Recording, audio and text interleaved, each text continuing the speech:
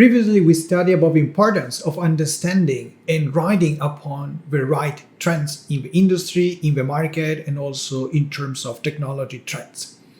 Now that we have in mind the trends and we know which trends we can exploit, so we can move ahead to the next step, which is the execution of these trends. And especially the perspective of this today would be to look at trend execution from a global perspective. So how we can leverage on trends that are happening in the market, in different markets, and to promote the entry into new markets. However, we need to be mindful about some challenges. We need to be aware if we have enough understanding of what we are about to do, what we plan to do, and whether we prepared sufficiently for this. And even more importantly, whether we can successfully transfer the right trends into scalable opportunities. And this is why an opportunity assessment is crucial, especially when we are moving to international markets. So what are the problems that we are addressing today? One is about the purposes. Why are we creating an assessment plan? Why do we need to assess a new market before entering in the new market? The second problem is what should we consider to make our assessment? How can we rigorously evaluate a new market so that we are not going to fail in the new market? And finally, what are the entry strategies that as entrepreneurs we should consider? What could be some of the advantages or a drawback for each strategy? In this video, we are going to get in touch with all these factors, how we can research, analyze, and execute on the right trends, the right opportunities in international markets. We will also introduce to you some common strategies for companies to go global, and we will observe the advantages and disadvantages of all these international strategies. So get yourself ready and let's kick off the video. First, I will introduce some of the global challenges for entrepreneurs when they are addressing international markets. Then I will give you an overview of international strategies for entrepreneurs to enter new markets. And finally, I will introduce some of the trade agreements, including the new RCEP, the Regional Comprehensive Economic Agreement, which has been signed by China with the 10 economies of Southeast Asia, as well as Korea, Japan, Australia, and New Zealand, a landmark free trade agreement that will promote trade and entrepreneurial opportunities across Asia Pacific. So without further ado, let's dig into the first topic for today, which is the global dimension of entrepreneurship. So what are the factors that are going to change when entrepreneurs are entering into international markets? Generally, entrepreneurs will be reluctant at first to scale to international markets because that implies that the level of complexity of operations will dramatically increase and thereby many entrepreneurs might not want this to happen. However, if entrepreneurs adopt a rigorous and strict method to assess the opportunities in new markets, so then they are much more likely to succeed when entering into international markets. A first important factor to consider is that international markets are completely different from your own domestic market. And even if entrepreneurs may see similarities between the market that they want to enter and their current market, still there are some major differences that entrepreneurs should be aware of. So we see, for example, many times entrepreneurs from the US entering the UK or the Australian market because they share a very similar culture, the same language, the same legal system. And entrepreneurs may actually prioritize on these commonalities. However, these are all completely different markets. In the same to to speak of ASEAN, so the same would go for ASEAN economies. So of course there are many similarities among the 10 countries in ASEAN. However, there are also very crucial, very significant differences, and thereby entrepreneurs need to address the differences first. How can we do this? So a useful tool is a past analysis. So a past analysis will give a snapshot, an overview of how a country is structured, what is the culture in the country, the political system in the country, the legal system in the country, what is the economic structure of the country. So all the elements that will help the entrepreneur have at least to a first grasp, a first understanding on how to operate, how to do business in the country. So PAST stands exactly for this: political dimension, including the different policies, economic dimension, the economic growth, of course, economic trends, but also with taxation or monetary policy, very important, especially in the past 10 years after the great financial crisis of 2008 and 2009, when central banks became more and more important players for economies worldwide. The other two dimensions of the past analysis would be the social dimension. So here we include all the cultural elements that will help us understand better about a new economy, and then technology dimension. So the technology level, the patents level, the IP level of the economy. So all the things that relate to the technology development and consequently to the potential of a commercialization of new innovation in the market. It's also important to have an understanding of a culture of a market that you are entering. So, and culture from our perspective, from this business perspective, is not just the tradition or the habits, but more in terms of the thinking and the behavior, the attitudes of a country that you are entering. So all these elements may prove useful for the entrepreneur to have a better understanding on how people think, how people behave, how people take action in the new market. And this can be both useful to detect the consumer behavior and also to understand business partners, suppliers in the new market, and so on. The entrepreneur should also look at the distribution channels. So how the distribution system works in the new market, what is the competition in the distribution system, or what is the geographical size of a country, what is the population density.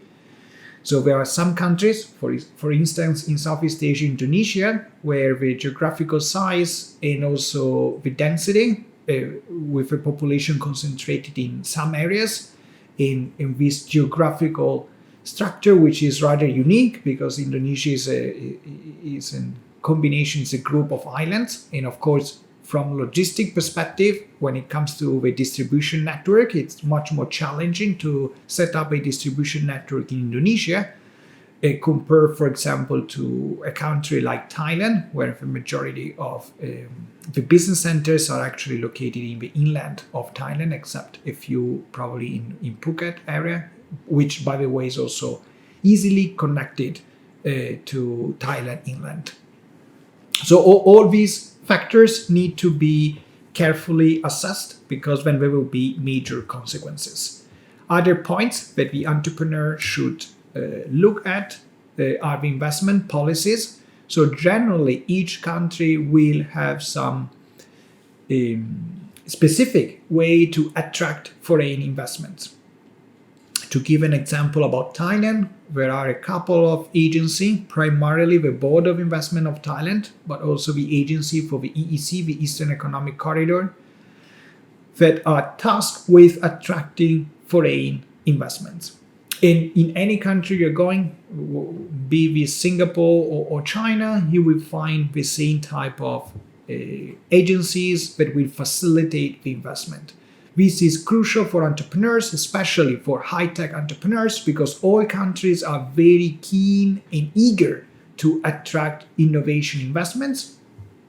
And consequently, they are rolling out special policies, special incentives for high-tech entrepreneurs to set up their subsidiaries in their country. These can include, for example, tax exemption in Thailand for startup incorporated with approval of a board of investment. These can go up to 8 years of tax exemption plus other incentives and facilitation in terms of visa, in terms of hiring foreign specialists, and so on. So all of this is important for entrepreneurs to evaluate because it could definitely make a difference in the success of their business in the new market. At the same time, entrepreneurs will also need to carefully consider about the exchange rates and the monetary controls and monetary policy in the country they would like to enter. And I'm sure this is a very relevant example since in the past year we have seen a spike of inflation. And so we fully grasp how monetary policy can impact on businesses, on the economic growth, and of course on consumers as well. So this is again an important factor for entrepreneurs to understand before investing in a country. For example, a country with a weak currency, this will be a high risk country because when your investment, you invested generally, from your currency into the local currency of a country. But then if this currency is undergoes some devaluation, so then of course also your investment will become way less valuable. So again, this is a very important point to consider. And this is linked also to the political risk of a country. So there are some countries with high political instability, and political instability then can lead to coup d'etat or other circumstances that can damage the investment, that can prevent also entrepreneurs to enter the market. So looking at all these challenges, you may wonder why entrepreneurs are still pursuing a global strategy, why entrepreneurs want to go global. So there are many reasons. So one important reason is given by the concept of innovation-driven entrepreneurship. So innovation-driven entrepreneurship means that entrepreneurs create high technology companies, and these high technology companies will be super regional companies at least, or even maybe global companies. So these are companies that to fully scale are actually born with this ambition to be a cross-border type of companies. These companies generally contribute consistently to the economic development of a country, of a region where they are located, and at the same time these companies also create a lot of employment opportunities.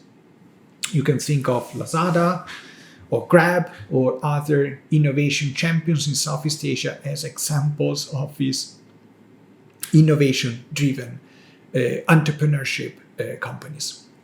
However, there might be even further reasons for companies to go global, even, let's say, less ambitious type of reasons. For example, to be closer to your market or to serve your market better, so to provide more services, more assistance to your market.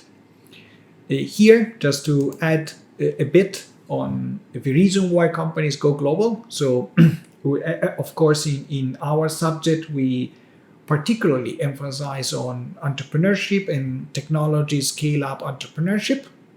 However, we also have a case of traditional SMEs that can go global, and even some traditional SMEs that are born to go global because their market is not big enough to satisfy their ambition. So it's not only for technology scale-ups, so there could be also more traditional small, medium-sized companies that still may want to achieve a global dimension.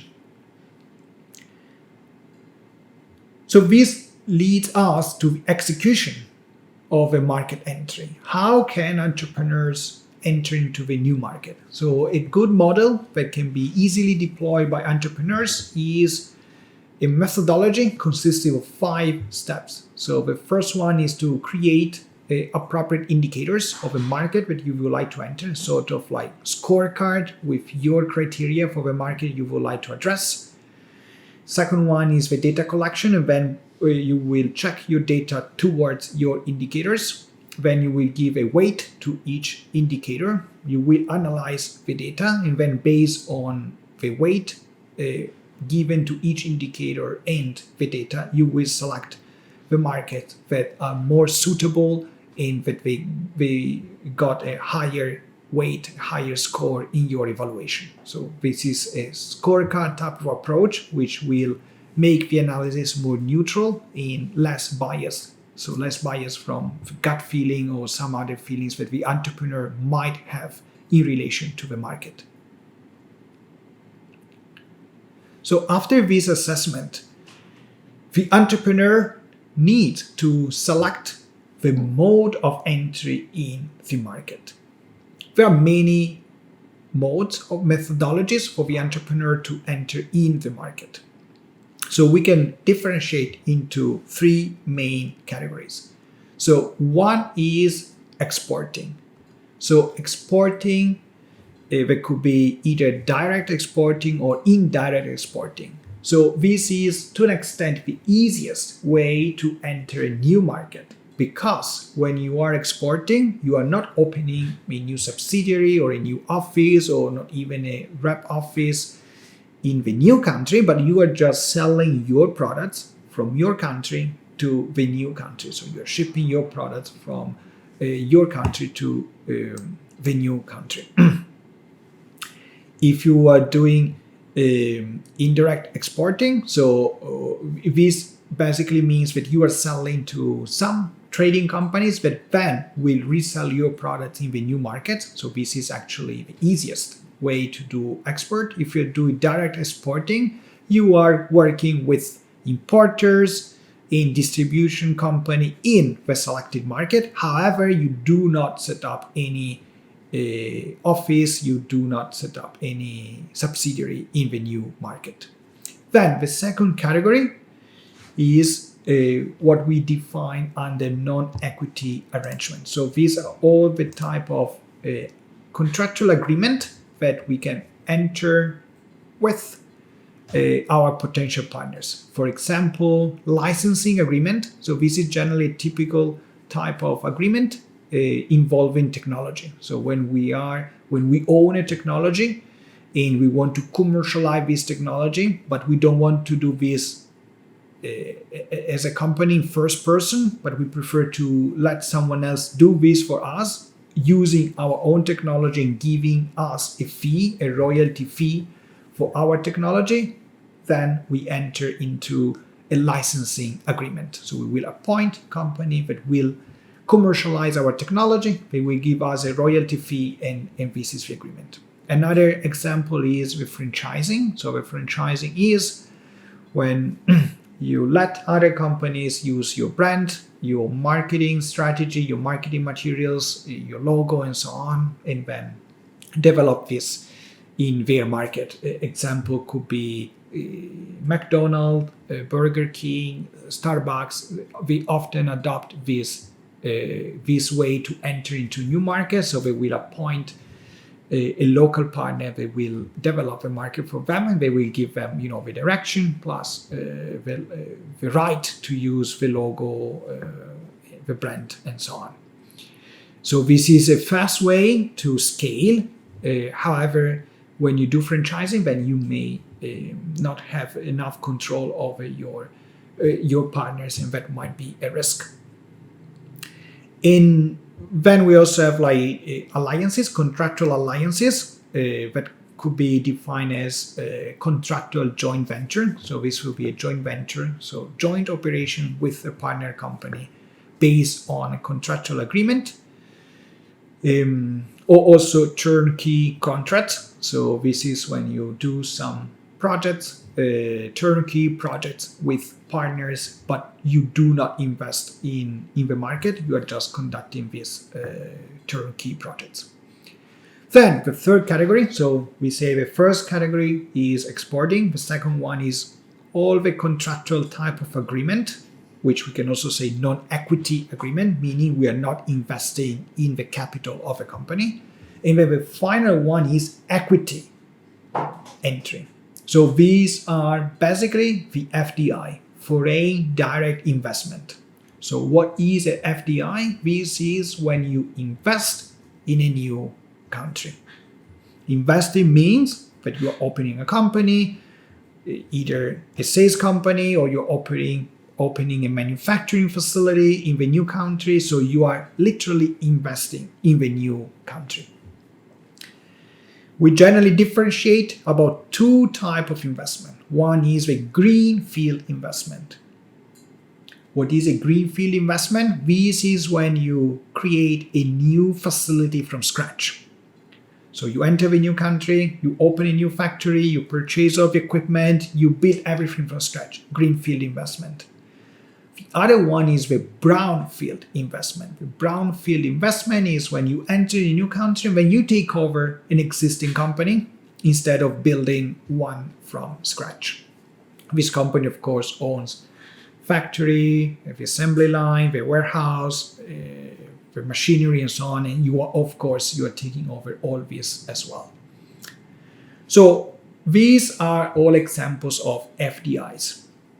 Going a bit more into the technicalities of the FDIs, of a foreign direct investment, we can differentiate in terms of ownership structures. So in this case, we are focusing specifically on the ownership structure of the FDIs. So we can differentiate between joint ventures. So joint ventures is when you set up the investment with a local partner and you create a new legal entity and you invest in the capital of a new legal entity with a local partner. In some circumstances, joint venture is the only way to enter a market. This was the case in the past with Chinese market. The only way for manufacturing company bringing technology from Europe, America, Japan to China was through joint venture with a local partner. This was mandated by Chinese law. But in some other cases, you don't have this requirement. You just decide to do this with a partner because you want to combine your expertise. Let's say if you are a technology entrepreneur, your expertise could be in the technology development, and you want to combine this with the expertise of your partner, which might be in terms of sales, development, distribution, and also human resources. So the management in the new country. So this is a case of joint venture, equity joint venture. Create a new company, you invest in the capital of a new company. The other way is to open a fully owned subsidiary. So this would be a company which is entirely owned by the entrepreneur in the new country. So in this way, you don't have any any partner, you don't have any risk related to having a partner, but at the same time, of course, this means that your commitment as an entrepreneur entering the new market will be much, much higher because you don't have anyone that can share investment with you and that can supplement local expertise to grow this company. I mentioned earlier about the two types of investment, the greenfield, when you open a new facility, the brownfield investment, when you are taking over an existing facility. So generally, how you do the takeover, so this can be done through a merger. So merger are essentially when two companies will group together, combine together. So this goes under the main umbrella of mergers and acquisition, M&A, which are generally very popular in consulting, banking, because through merger and acquisition, you can increase the size of your company quickly, increase the revenue of your company, and generally management consultants, investment banking, corporate lawyers will always be the advisors of this type of extraordinary operations. We also differentiate different types of mergers, for example, horizontal mergers. Horizontal mergers means that you are taking over or you are merging with one of your competitors. This is to increase your economy of scale. Economy of scale means you want to increase your volume, because when you increase your volume, then the cost per unit that you produce will go down, and thereby will make your company more financially sustainable. Vertical merger is when you either take over one of your suppliers or when you take over one of your distributors. That's why we call it vertical, because you're moving along your value chain and you're either moving into your supplier space or you're moving into your distribution space. There are also mergers that are motivated by the need to increase your product range. Other mergers that are motivated by the market extension, so to add new skills, new expertise, new markets in your firm, or mergers that lead to further diversification of activity in your company. Generally, typical way for entrepreneurs to enter into a new country would be through a local partner, so someone that can help facilitate the market entry and give support, at least initially. One final point that I would like you to consider when as entrepreneurs you will entering in new market and scale up your innovations is also the trade agreement. So there are a lot of international free trade agreements. So these free trade agreements facilitate commerce across borders, and they eliminate the tariffs or subsidies or the import quotas. So these are all like trade technicalities, but you can just remember that tariffs are essentially some sort of tax that a government is applying on imported products. In Thailand, you see this, for example, on imported cheese or imported wine that are extremely expensive because of this taxation on these products. We're also seeing the trade war, which is still happening between China and the United States, the trade war initiated by President Trump. So this was primarily aimed at slapping new tariffs on products exported from China to the United States. So this is generally the most important factor to consider. In international trade, we have also other elements like subsidies, import quotas, but I won't go over them now because otherwise we lose the focus from our class. So what is important is consider all these partnerships, consider this international trade agreement, because they can make your products, your services much more competitive if you're targeting markets with which your country has a trade agreement. One of the most important agreements at the moment is for Asia Pacific primarily is the RCEP, the Regional Comprehensive Economic Partnership. As you can see, this trade agreement has a combined population of 2.3 billion people with a combined nominal GDP of $26 trillion. So it's even larger than the European Union or of US, Mexico, Canada agreement. So it's basically 1/3 of the world population, 1/3 of world GDP, and it's covering a lot of areas, including investment, e-commerce, telecommunication, intellectual property, and competition laws. So what you should consider as entrepreneurs going global is, first, you need to make a clear, rigorous assessment of a market you would like to enter, or even more than one market you would like to enter, and you should also prioritize what are the most important markets. The second point is to choose the right method to enter into the market, and you can choose among the 3 different categories: exporting, the easiest one; contractual agreement, which is somewhat in between; or FDI, greenfield or brownfield investment, meaning that you are investing directly through a new legal entity and you are putting a capital and equity in the country you are entering in.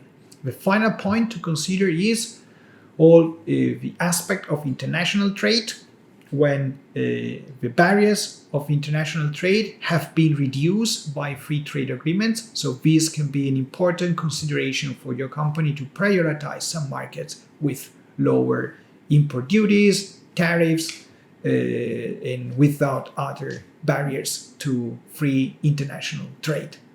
Thank you for watching and see you in the next video. Bye!